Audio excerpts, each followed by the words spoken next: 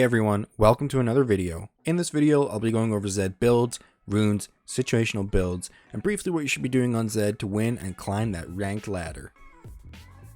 So let's dive right in with the rune page. Starting in the domination tree, we run Electrocute for that sweet, succulent burst damage. You know, the WEQ combo Electrocute just, oh, it's amazing.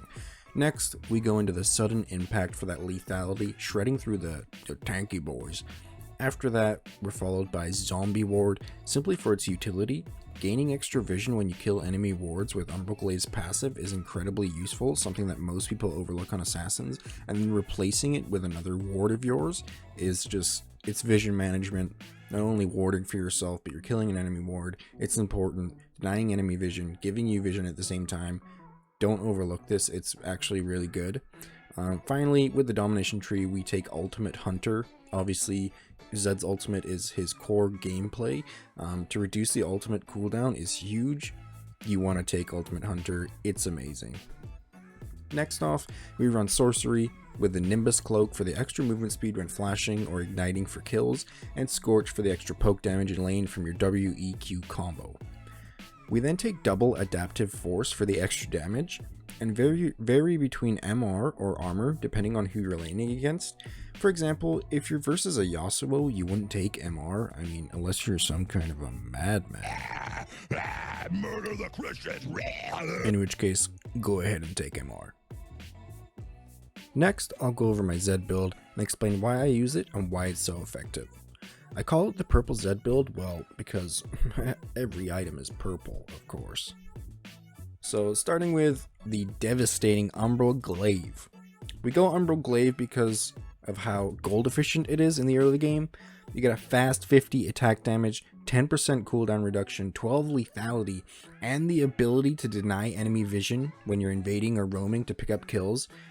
Super strong item on Zed, should be picked up every game. Next, we build directly into the Youmuu's Ghostblade, 55 AD, 10% CDR, 18 lethality, with an incredibly helpful movement speed active. Do not underestimate the movement speed active, it will help you grab kills and roam immensely. Following Youmuu's, I like to pick up the Mortal Reminder. It's a straight 45 AD and most importantly, 25% armor penetration and applies Grievous Wounds. For those who don't know, Grievous Wounds reduces healing for those ADs that just hit heal right away, or those pesky Vladimirs. Pick up Mortal Reminder here because it amplifies your lethality armor penetration factor, so those squishy champs become paper and those tanks become mages. You'll have Malphites checking their armor stats because you'll just be cutting through them like butter. You know, just like butter. Get it? Malphite in the butter. Yeah.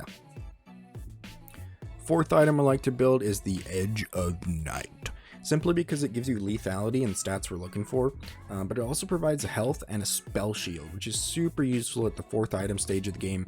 It allows you to jump into that backline, slice up the enemy ADC or mid laner, and tank a form of CC that would otherwise hinder your ability to slice up that juicy ADC. Fifth item on Zed is somewhat situational because at this point, you have enough AD and armor penetration to make Rammus look like a Jigglypuff, alright?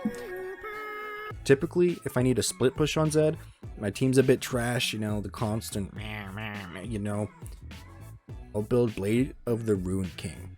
Building Blade of the Ruin King allows for a lot more map pressure. You're allowed to go into the side lane, split push, 1v1, gives you that attack speed for faster tower takedowns, and it's just a great overall side lane item.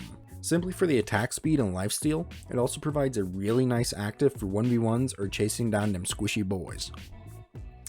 If you don't see the need of Blade of the Ruin King, and let's say you picked up an early Hex Drinker for some MR in lane, let's say you're versing, I don't know, an Annie, a Katarina, someone that you need a little bit of against, you know, you can go ahead and finish that off into the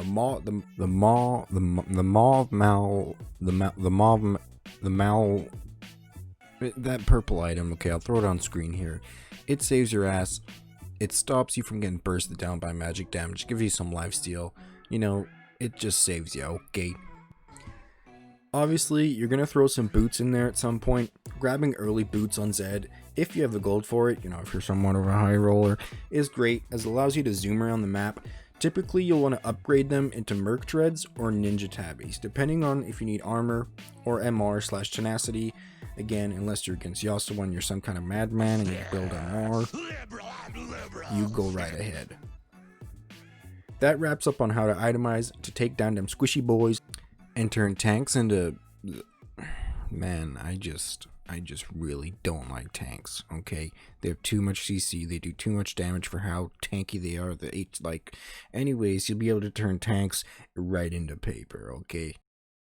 So there you go, the full purple Zed build. Check it out on screen here. The Umbral Glaive into the Youmuu's, into the Mortal Reminder, Edge of Night, and situational Blade of Ruin King or Maw of Malmortius. You're going to throw in some Merc Treads, some Ninja Tabi, depending on armor or MR, which one you need, and tenacity. But that's essentially it. That's the build. It's super effective against ADCs late game, and it gives you that extra armor penetration and lethality against those tanks that really helps out on Zed. Anyways, I hope you guys enjoyed this video. Go test out that purple build. Get them squishies, get them tanks, start cutting people up. Enjoy the purple Zed build. There you go. And as always, have a good one.